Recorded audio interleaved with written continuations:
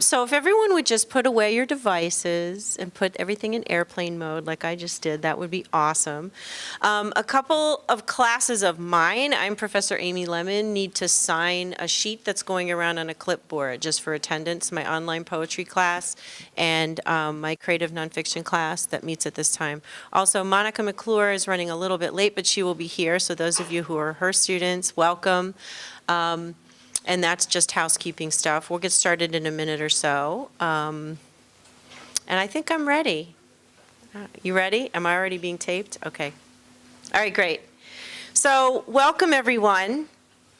I'm Amy Lemon from English and Communication Studies, and on behalf of my department and the School of Liberal Arts, I want to welcome you to our first special event of the 2017-2018 academic year. I'm really excited to introduce poet Brittany Perham. She's here from the Bay Area. If possible, it's even more expensive to live there than it is in New York City, so she feels our pain and then some. But we were also chatting a little bit. Brittany's been here since this morning, and she's been visiting classes, and we had a little gathering for students in certain minors. And she was talking a little bit about the students that she teaches at Stanford University. Very different career goals, very different kinds of reasons for taking creative writing.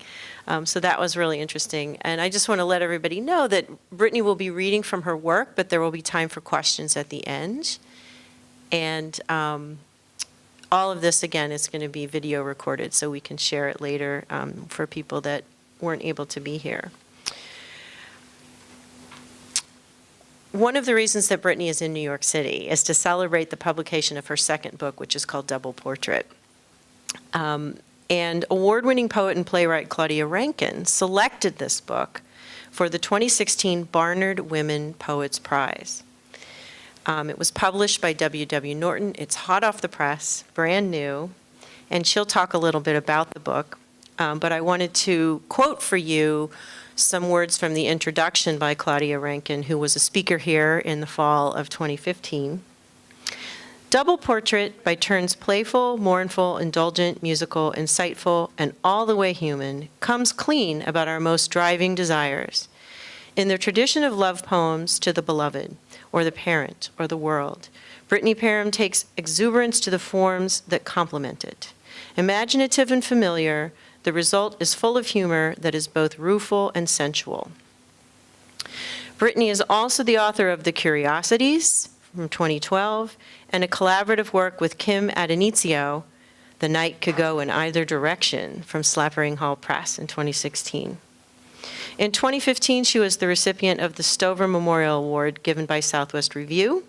She is currently a Jones Lecturer in the Stanford Creative Writing Program and lives in San Francisco. Please give her a warm welcome.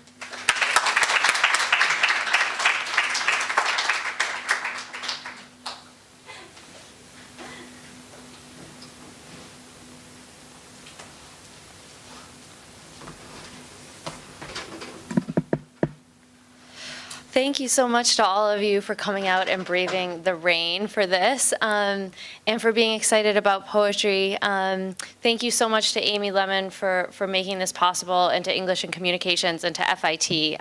It's really great to be here, and I'm really excited to be with you. I am going to be reading from this collection, Double Portrait. And before I begin, I'll tell you just a little bit about the collection. I know some of you have maybe read some poems from it. The book as a whole is organized into 4 series. And often with books of poems, we are sort of trained to read front to back, right? We follow the page numbers and we read in order. And often poem sequences have a kind of linear arrangement that move forward in time. These series I think about much more like a series in visual art, where you might see paintings perhaps from one series displayed in a room of a gallery. And you might walk around in different orders every time you visited it. You might look back and forth between paintings. For me, that concept was really important in this project because I didn't feel like the poems wanted to progress forward or in the same direction every time. So I hope if you have seen the collection or do see the collection that you'll feel free to move around within the series and see how the poems sit against each other. Amy had asked me earlier about the numbering system of the poems because they don't have traditional titles. You don't turn to a page and you see the title and that tells you something about the poem. This instead has a numbering system, and that's really just to locate each poem within its series in the book. All of these are double portraits. The book is called Double Portrait, and all of them are double portraits. Really sort of thinking about the situation of what the lyric does, what lyric poetry does, which is some kind of self invented, right? It doesn't have to be the poet, but some kind of self that sort of turns toward an other, whether that other is a beloved or another person or an idea or situation that they sort of address. And the tension in the poem often comes from that self interacting with that other and whatever that other is. So that's just a little bit about this project before I begin. I'm going to read to you today primarily from the second series. Double Portrait B02.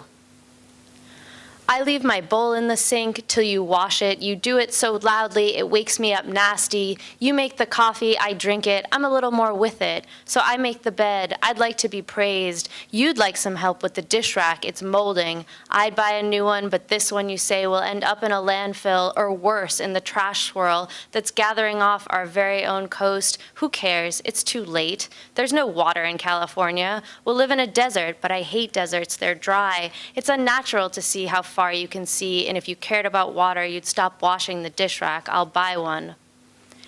I read your new book. It's great. Now I'm sulky. I get a new job, insurance. It's great. Now you're sulky. But also you're happy. I'm happy. I'm happy. You're happy. It's payday. I buy some champagne. You cook some shellfish. I drink so much I'm starting to think I've got the new book. You've got the new job. We're rich. We're successful.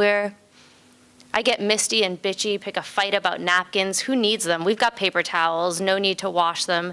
It's classic, you say, the night ending this way.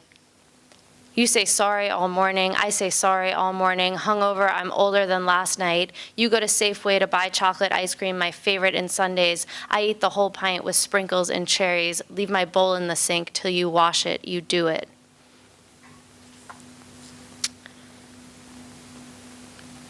Okay, so this collection is in some ways very formal, which means, and I think, all poems are engaged with form in some way. If you're not using a form that you know and that exists in the world, you're inventing a form to carry your poem and to let that form help you find the subject matter of the poem. So some of these poems are written in received forms, forms that many poets use. And this one is a play on a ghazal, originally a Persian form. And I should say it's a play on the English translation of that form. So if you know anything about this form in English, the thing that you might know is that it has a particular pattern of repetition. The poem is written in couplets, and there's a word or a phrase that occurs at the end of each couplet, right, in the second line of each couplet. So you'll hear the way the repetition works in this one. There's also some other rules in the English tradition of the ghazal. Like usually each couplet is end stopped and stands alone, but as you'll see, this one does not choose to use that constraint. Double Portrait B01. All those times I said forever, as in, will you love me forever, then waited for you to say, yes, I will love you forever, while you drained your glass and said instead, there is no forever, if in a bad mood, or if good, you'll be asking me about forever, forever, grammatically suggesting until we die, the happy equivalent of forever. I swiveled my stool, I drank my wine, I knew I'd be doing this forever. Come hell or high water, come a future minus you or forever. And it began to snow on the football fields, on the TV screens, forever a comfort in the comforting bars that have been around forever. playing fields for every lover whose question about forever her lover can never answer, even if he tries forever, even if he tells her in his own words the perfect line ending in forever. Because the question she's asking herself. Will I love you forever? I drain my glass. The answer could be yes.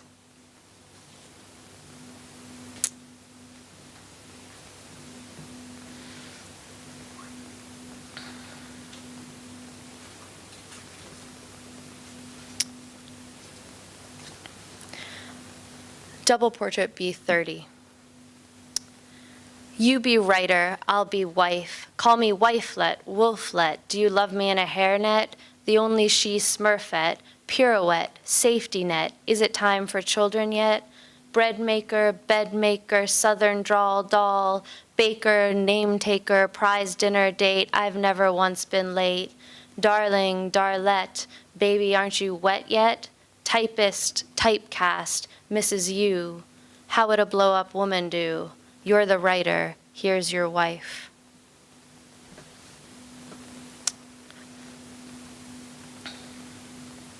Okay, so this next poem that I'm going to read you is a pantoum in 3 parts. I know some of you are a poetry class of Amy's, and I don't. So if you know some of the conventions that I'm talking about, thank you for being patient. If you don't know anything about a pantoum, you'll hear a very particular kind of repetition in this one as well. A pantoum repeats whole lines.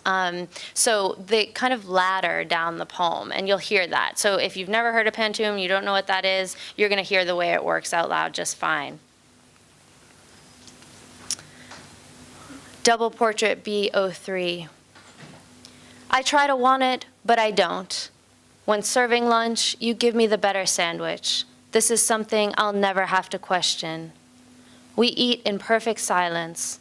When serving lunch, you give me the better sandwich. You pour the water and the coffee. We eat in perfect silence. We can sit together all afternoon looking at the snow. You pour the water and the coffee. You are deep inside your head. We can sit together all afternoon looking at the snow, not knowing how long ago we came or when we'll go. I am deep inside my head. The house is only borrowed, so it's content, not knowing how long ago we came or when we'll go. Someday, I'd like to get inside your head and dig around. The house is only borrowed, so we're content. There won't be time to plant a garden. Someday I'd like to get inside your head and dig around. Some days you'd like to wake up somewhere else. There won't be time to plant a garden. I try to want it, but I don't. Some days I'd like to wake up somewhere else. This is something I'll never have to question. There won't be time to plant a garden. I call for you when I wake up. You don't answer. Some days I'd like to wake up somewhere else, but not today. I put on my glasses. I call for you when I sit up. You don't answer the way you always do, every day, but not today. I put on my galoshes.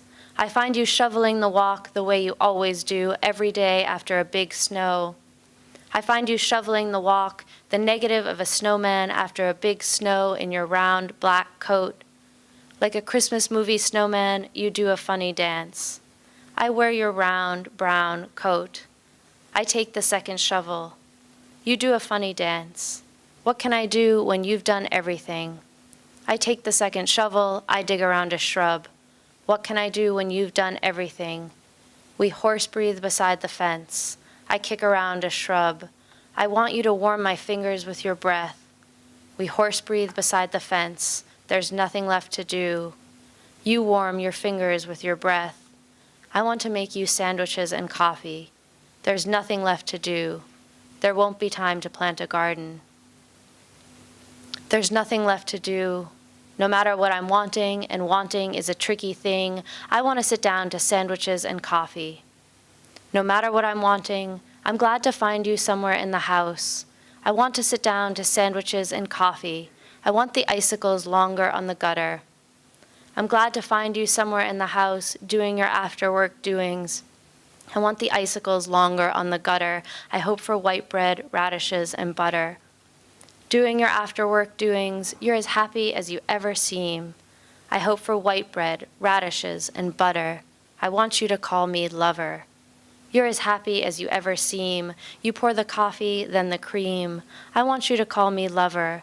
I want you to kiss me on the cheek. You pour the coffee, then the cream. When we stir, we might be the same person. From whose lips this kiss on whose cheek? Wanting is a tricky thing.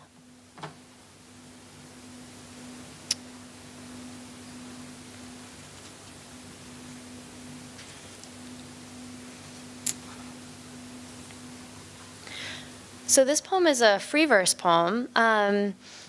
So it doesn't stick to a particular formal pattern, but you'll hear a kind of repetition that resolves at the end of the poem. Double portrait B13. On my birthday, you gave me a fistful of tissue roses, tattoo blue and wired together into a single green stem. You carried them up to the roof deck bar. We kissed in the bathroom line between a wedding white tent. It was uncharacteristically sunny. I was 20, 22, and the roses are no longer blue. I keep them in a jar on the desk where if there's sun, there's sun. I smell the inside of the bleaching urchin for C. I listen inside the spiral shell for C. Then I look out at the alfalfa. I was 20 when I knew you, and 21. 22, and I was not expecting to write this so soon, which must mean I was expecting to write it. Is that any way to say I do? Who starts out at the end and still starts out? You'd say it was a problem of boundaries. We loved at one time to throw that word around. I still can't hold the definition in my head, as with rubric or prodigal. There are a few other things I can't quite get a fix on. The placement of the period, inside or outside the quotation mark. If there's no rhyme and no meter, how do you find the boundary of the line? It seems now that every line should end with you because this would best mimic the working of my brain. But the method is impractical. I'm not writing a ghazal. I can't give you that kind of space. If I die first, will you still be the one to burn my drafts? I'm not sure now if this is the kind of contract that because of its seriousness and because I'm dead outlasts all other contracts, like the one in which we agree not to know each other. There are two contingent problems. How will you get the house key? How will you know I'm dead? It could be years have passed. I finally left this shithole and you left this shithole long ago. I didn't leave you a forwarding address. When last I saw you, you said you were moving west. Isn't that a perfect end, you said? I hope it isn't true. I'll miss you.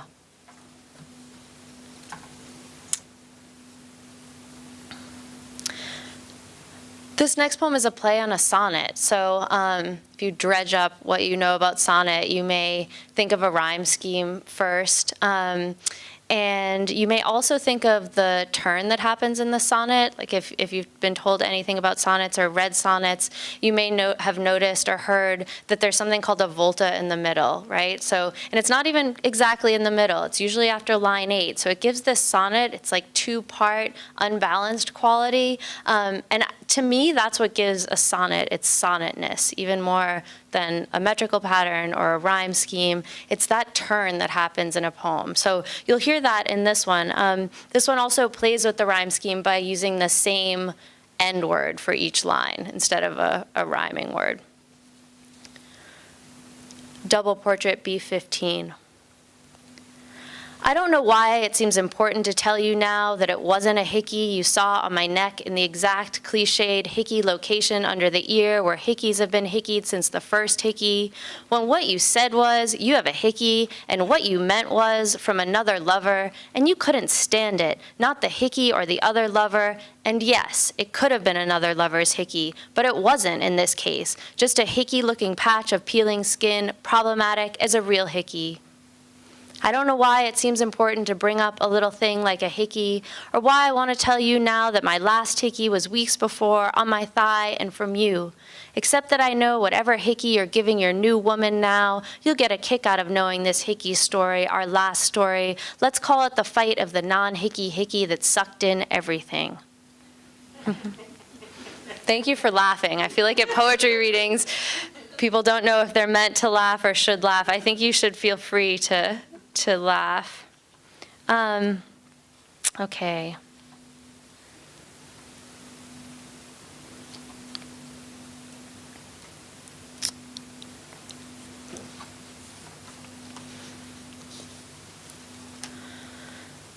Double portrait B21.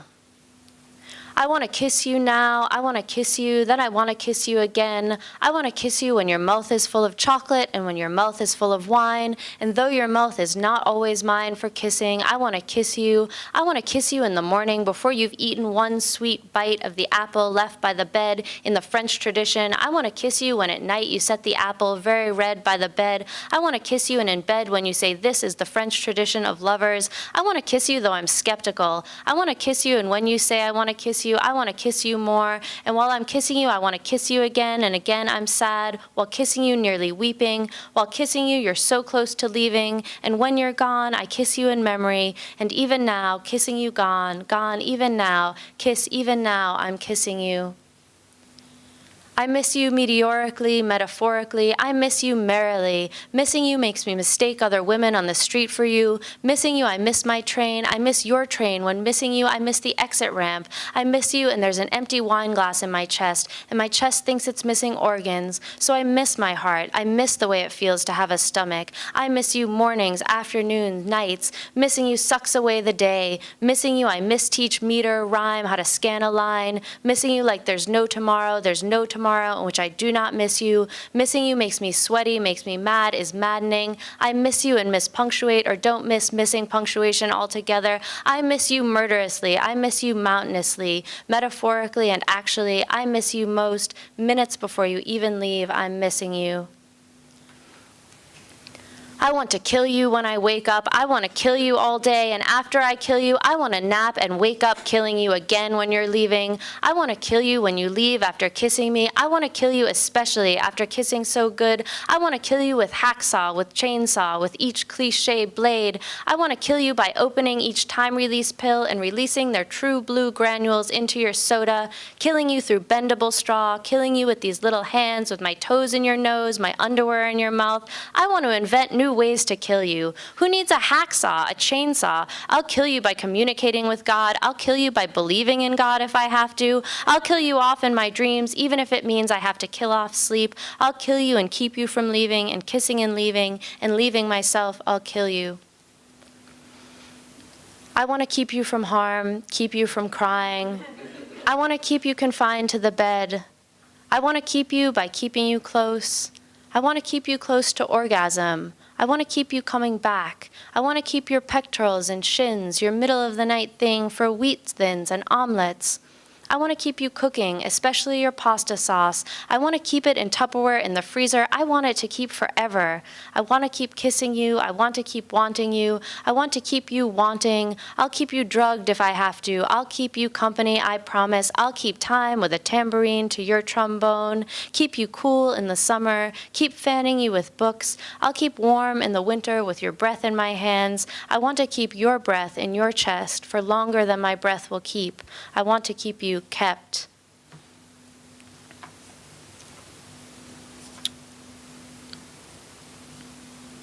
Okay.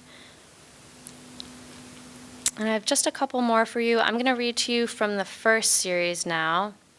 I have a twin set of ghazals, which is the poem that I was telling you about before, with the repetition that happens at the end of the couplets. This is the first. Double portrait F10. Today I'm not vomiting blood. Tomorrow I could be vomiting blood. It can happen after a sword fight or a sound night's sleep. You make coffee and boom, you're vomiting blood. You don't need a doctor to tell you it's bad news to be vomiting blood. I've seen all the second to last scenes in which the villain or tragic hero is vomiting blood. Doesn't matter how I feel or felt about someone once he's vomiting blood. This is how I know the villain and the tragic hero are the same man. He's the one vomiting blood.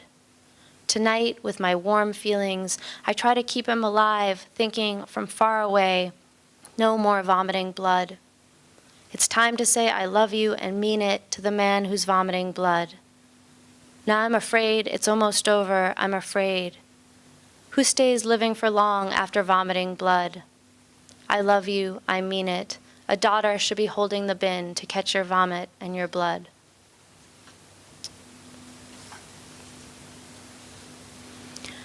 Double Portrait F00.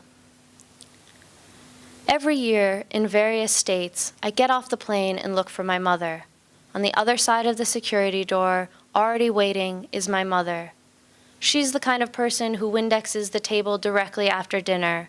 I'm the kind of person who leaves the dinner plates dirty. I am nothing like my mother. In her house, while I do my very best to be neat, she washes my clothes. In my house, because I can't be very neat for very long, I long for my mother. In her house, so that I will sleep more easily, she makes my bed with her electric blanket. I sleep more easily because somewhere awake in the house is my mother. In my house, in order to sleep more easily, I sing a few lullabies. For this to work, I have to sing with the precise intonation of my mother. She can paint a portrait in oils and fix dinner from a can of mushroom soup. She can fix the dishwasher's plug drain and go for days without calling her mother. I can stay in bed for days without showering. I wear my bathing suit as underwear. What I cannot do is go for one day without calling my mother. On the phone, I'm likely to be grumpy, argumentative, dull, or silent. She'll often say cheerfully, "Life sucks, then you die. Take it from your mother." We have this one thing in common. I think about myself almost all the time. She too thinks about me almost all the time. She says, "Because I'm your mother. When you have a kid, you'll understand. When are you having a kid?" For the reasons above, I think it's better I never be anyone's mother. I know I'd better die before she does, but she says no, she'll never let this happen. I still somehow believe that the greatest power in the universe is my mother. When she's mildly annoyed, or when I've been away for a long time, she calls me by my full name, Brittany to Tanya, which is the way of every mother. There are certain words you can never say too many times, especially when crying. Mommy, mama, mommy, mom. Where is my mother? I want my mother. And I'll close with one more from this series. And this one has similarities with a pantoum, but it's the pattern is a bit different. I think the great thing about form, for those of you that write poems and are studying poems, you may already know this, but I think the great thing about writing in form is that it actually gives you a place to go that is more free than the place you go to when you're often trying to write free verse, because I think all of us get stuck in our own ways of thinking and our own patterns. Our thoughts and our sentences start to take on the same tone, and it's really hard to get out of that. Form can get you out in a really interesting way. So this one sort of started thinking about the ways a pantoum might work or the ways repetition might work, but then it became its own form, its own thing. Thank you all for listening. Double Portrait F30. Everyone's writing poems for the dead, those who have gone missing, those who have gone. Everyone's writing poems for the dead, even without meaning to, even unwillingly. We crack the brain's back door for children, for lovers, who set their door swinging, who come back, even unwillingly, to tell us something we think we hear in her singular smoker's voice, when lately we believed in no voice but our own. We think we hear her beside us in the kitchen, lifting our hair. See how we've brought her home. See how she's brought her cigarette. We breathe in. The kitchen after this is predictably dark. Already the visitation is a memory. Already we suspect visitation is only memory, lighting the film in the chambers dark. It's certainly a flash in our particular brain that captures our particular other, her hippocampal Polaroid exposed, no other way to certainly find her. Our pain brain recalled her momentarily, exactly. For a second, she was more ours than she ever really was, entirely ours. We go on recalling her consciously, inexactly, to keep her from going again, she who was, we'd like to believe it, telling us to say what we came to say. Don't go, you who've gone, you who were. Thank you.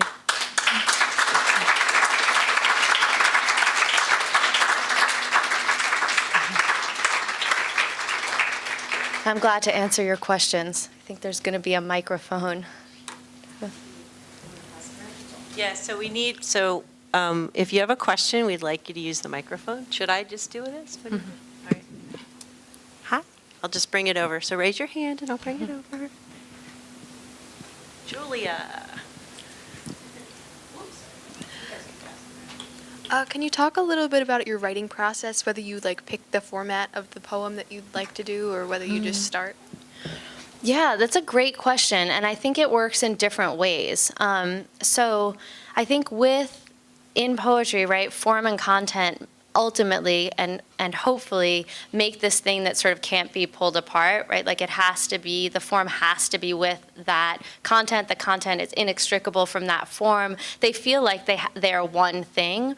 And I think there's a couple ways to get there. The first, and what I did for many years, is I would begin with the free write. Like I would just write across the page, don't look back, don't erase anything. And I would sort of mine that for the bits of phrasing that would come out, that would start to really have a musical resonance in my ear. And I would figure out, okay, what does this sound like? Does this sound like a form that I know, right? Like if repetition starts to occur on the page, right? Like it's like, oh, there's a repetition of this word. Does that sound like something that I know already? And if it does, could I use that form and the rules that I know of that form to get it onto the page? Whether or not it ends up being in that form or not, I don't care that much. So I often use form as a generative technique. The poem ends up being a free verse poem without the structure of the form that sort of took shape, but it got the thing onto the page. So that's one way. The second way is to begin with that form, because I think sometimes, like, you sit down, you're writing poems a long time, you sit down, you don't have anything you really want to say that day, right? Like what am I going to write about today? You're looking at the page, you're like, do I have a poem in there? I don't know. Starting with a form and having that pattern, like even just thinking about the sonnet, like, in a sonnet, you're going to have some kind of like unbalanced half system. And so thinking about how you can write toward that and into that also helps generate content and helps, I think, then whether or not the poem actually becomes a sonnet, helps you figure out the thing that maybe you didn't know you showed up to say that day, right? You just arrived to the page and then something happened. And I think that like finding that thing that you didn't know was going to happen is like the only reason to do this, or it's like so boring. I mean, it's boring otherwise. So I think both ways, it works both ways. So, thank you. Hi. So why did you choose poetry over like other styles of writing? That's a great question, and I'm not sure that I have chosen. I think that I chose to become a practitioner of poetry and to spend my life learning about that up to this point. But I don't think that means I'll never write prose. In fact, I'm writing prose now. I don't think that means that I'll never do a lot of other things. But I know what your question is too, which is like, why poetry now and why poetry above all the other things that I could be spending my time doing at this moment. And I'll say that I think, as a child, I wrote stories. We tell each other stories. We know stories. We can shape a story. We naturally do that. It's a way of communicating with each other.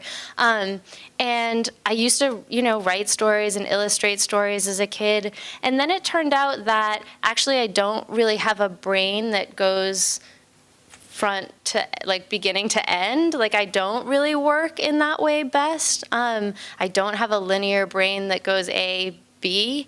And what it turned out was that I realized I actually have a really obsessive brain, and poetry is suited to that and to figuring out how to capture the way, if you have that kind of brain, the way that works and the way someone else then could enter that kind of thinking. It works in poetry because it's musical. And that's the other thing that I think is so important about poetry and why I was drawn to it, is that it has such a capacity for connecting and providing meaning outside of just what the words mean on the page. Like there's the musical meaning and the sort of sensory meanings that happen for me when I hear someone read a poem that's outside of like, what do these words actually mean? What's the story? Like you have these other ways of sort of transmitting a feeling or transmitting something. And that was really important to me too. And that often has to do with music and making something sound beautiful out loud and making something stick in someone's ear in that way.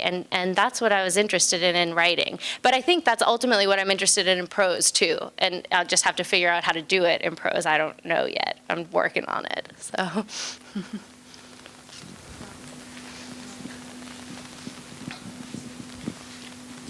How do you know when a poem is done? How do you know you're done? Great question. And a question that I get asked a lot. Like my students, this is the one thing they want to know, I think, more than any other, because it seems like you could stay with a poem forever. And maybe you could, right? Like you could keep rewriting, keep rewriting. How do you know if it's good? How do you know if it's done? How do you know if, right, you can like put that aside and work with something else? I think for every writer, this is really different, but I'll tell you what it is for me. So in revision, like I think the danger or the thing that we feel might be dangerous is if we sort of like edit out all our original energy for the poem. We're like, I'm going to kill it with revision, right? Like my teacher wants me to do this or think about this or make stronger images, but it's going to kill my sense of the poem. But in fact, that doesn't happen. Like there's great pleasure in revision, in part because when we are able to go back into a poem, I think we can start to see it in a way that we couldn't at the beginning when we first generated it. Like it becomes its own entity that now we're interacting with instead of sort of like pouring out. So in that process, as long as I feel like I can keep interacting with the poem in a genuine way, like can I slip back into that voice? Can I slip back into that brain space? Can I get the cadence right? Like as long as I can keep doing that and feeling like this is a project of discovery, this is a project that is interesting to me, then I can keep revising. And some poems go on for years in that way. But if I can't do that, if I feel like, okay, I could sort of mimic the style of this poem, I could get in there and kind of like make some changes, but I can't really feel it anymore. I can't feel that like an initial energy for it or that spark for it. Then I feel like I have to put it aside because all I can do at that time is make cosmetic changes and artificial changes. I can't enter it from the inside anymore. And then I have to decide, does it go in a drawer or does it go into the world? Many go into the drawer. But that's fine. Like I think we like teach ourselves something in each poem, like whether it goes in the drawer or goes out into the world to use the next time around. And we learn those things after writing many, many poems that maybe don't work out for an audience or for a readership. But it's that sense of like, is this real energy or is this sort of like cosmetic fooling around with language? That's things. Just pass it all around.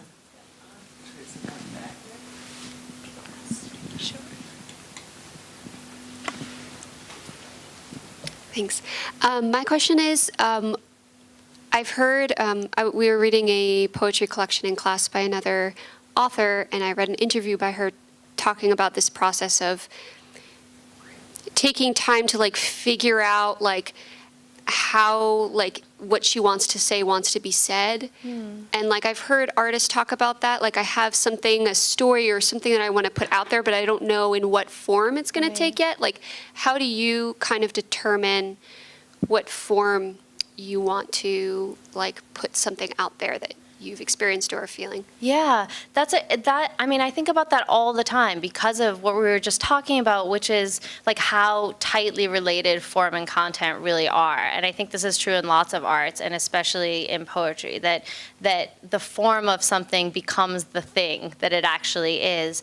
And I think in some ways it's hard to make a plan about that, like consciously, like, okay, I have this idea and I'm going to turn it into a story, or I'm going to, and I know it's going to work, and I'm going to follow my intention for that at all moments. Like, I think there's a good amount that we don't know exactly, and I think that's because the story that we're carrying around, like to use your example of a story, of like something that happened, a personal experience, a story, that story that we're carrying around in ourselves, until we figure out how we're going to get it out into the world in whatever form, I don't think we know what that story is. Like, we have an idea of it in our brain, and when we actually get it onto the page, it often looks very different, and we feel much differently about the story after that point. So I think sometimes it's like trial and error. It's letting yourself like try to, if you're a writer, trying to maybe free write and see if you can get something to arrive on the page that's going to give you some clues about what it is you actually want to go toward. Because I think when it's in sort of like idea land, it's really hard to work with. Like, it's hard. I think the other thing that maybe has to do with this is the idea of distance. Like, how far are you away from certain stories? I think for many artists and writers, it's really hard to work with current material, with things that are still in process. I teach a lot of personal essay and memoir classes as well, and I think the hardest thing is figuring out, like, especially if you're still part of a story that's going on, like, how do you get any perspective on that story, right? Like, how could you possibly understand it in a way that then you could take control of it in your whatever form you're writing in? And so I think sometimes, like, letting something sit and maybe, you know, seeing if the journaling and the free writing maybe isn't going well, letting it stay in your brain a little while and letting it sort of wait and seeing what happens from that. I think that sense of distance and time can be really important, and we don't have much control over that either. Like, there's a good part of this, I think, that is outside of our control, and we do everything we can to make sure that when we know what the story is, that when we find the story, we have all the tools we need to capture it. And that's where, like, training ourselves in all of our classes and in our reading comes in, because then we're there with the ability to capture it when it happens.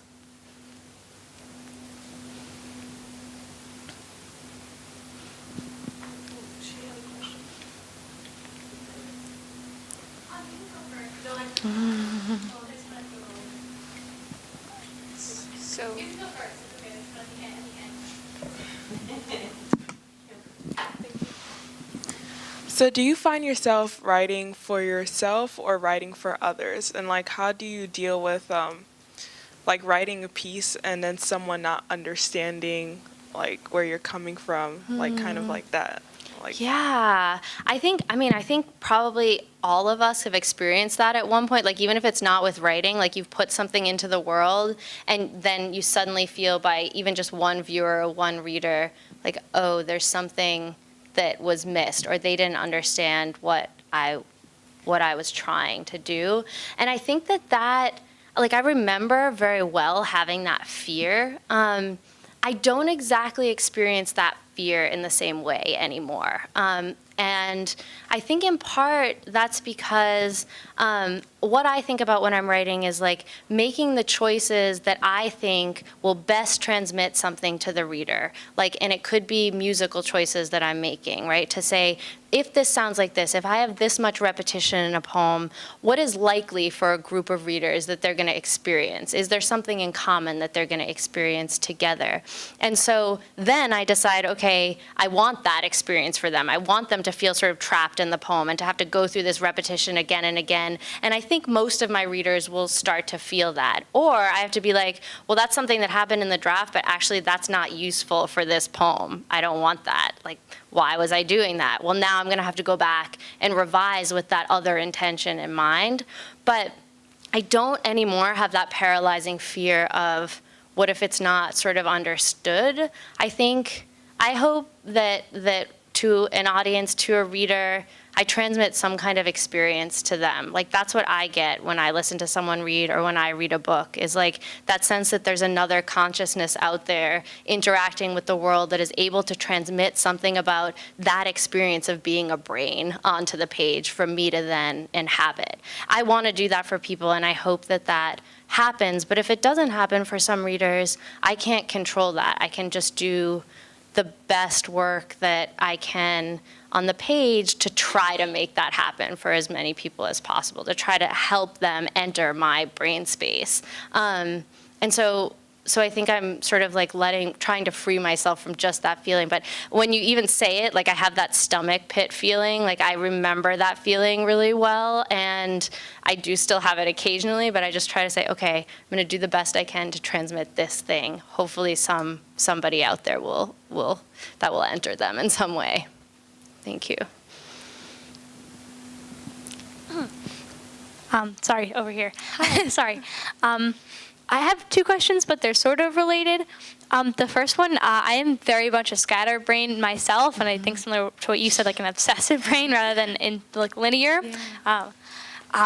So one, I guess, what is your advice in getting past that in your work?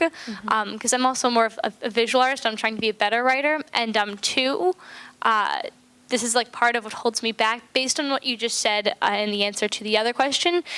In the mistakes or what you might think are mistakes in the original draft, I guess, do you ever find that there's value in that and like kind of getting onto that bigger picture of like why you were doing this and kind of it's not part of your original idea, but it may be something better and kind of how to unlock that and amidst all of like the emotional junk of whatever you're writing about, you know? Yeah, I think I'll go to the second question first. I think I try not to call them mistakes in the originals because that makes that also gives me the bad stomach feeling. Like there's all these errors or like the red pen is happening in my mind.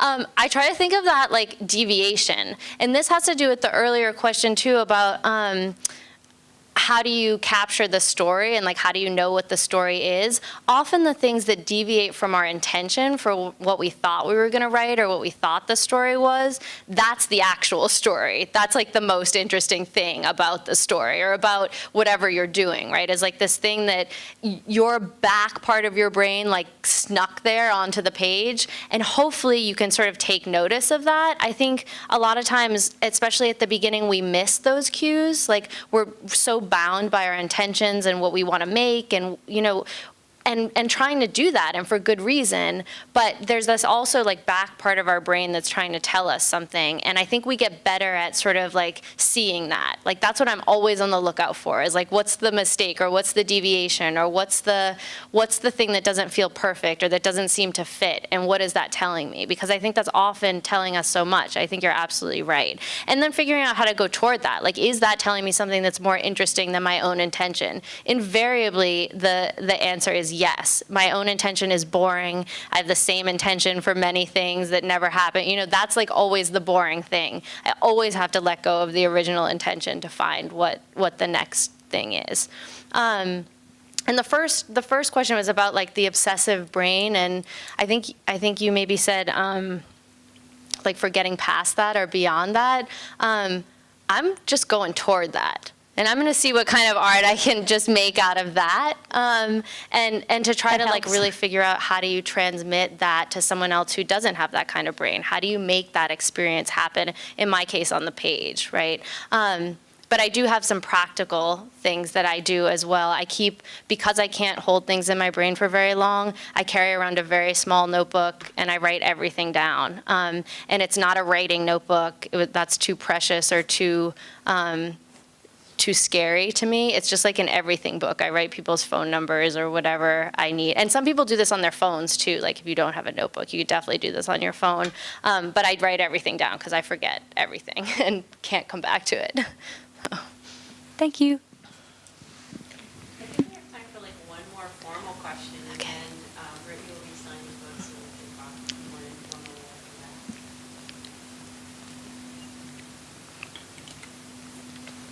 after that. All right, so I'm going to ask a question.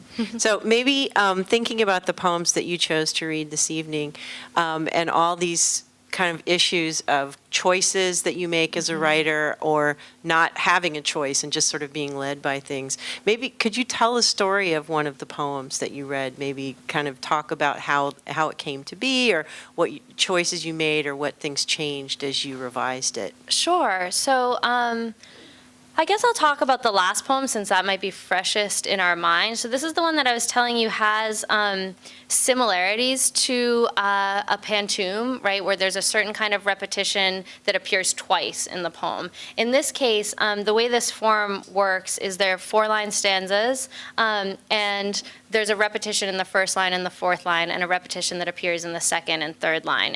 And you could probably hear some of that. You can see it on the page also. And the way I started this poem, it's a kind of elegy. It's an elegy actually for a teacher of mine. You may know the poet Deborah Diggs. And I was thinking about her, and I was thinking about that idea of visitation, like at the moment that you feel like you're in the presence of the person again, even after they've died, right? I don't know if that's happened to any of us, where you feel like they're closer to you for a moment. And I'm not even a particularly spiritual person, but I started to think about that idea of visitation, and I started to think of that line, visitation being only memory, like our brain wants to produce this closeness with the person that we've lost. And so I started to think about that idea of visitation, and visitation being memory, and I started to sort of build the poem around that. That doesn't end up happening until close to the end of the poem, but I started to build the poem around that idea, and I started thinking about the way that the mirroring in the form would work with that idea of the mirroring of an actual visitation, right, if we believe in ghosts, say, with the idea of that really just being something that occurs in our brain, right, that our brain is actually meant to do and supposed to do. So I started to think about those two ideas up against each other. And then the end here, I didn't know, this poem ends telling us to say what we came to say, don't go, you who've gone, you who were. I didn't know that ending was coming. I didn't know that was an end. I didn't know that there was going to be, like, that ending actually feels kind of like solace to me, and I was not expecting to arrive there or to feel that, but that came at some point during the process, and then I knew that was the end. And so I didn't write it sort of straight through. I was just sort of balancing all of these things and figuring out what kind of form I needed to invent to get the things onto the page. So that's what I would say about that one. Thank you. Well, thank you so much, Brittany Perham, for being here.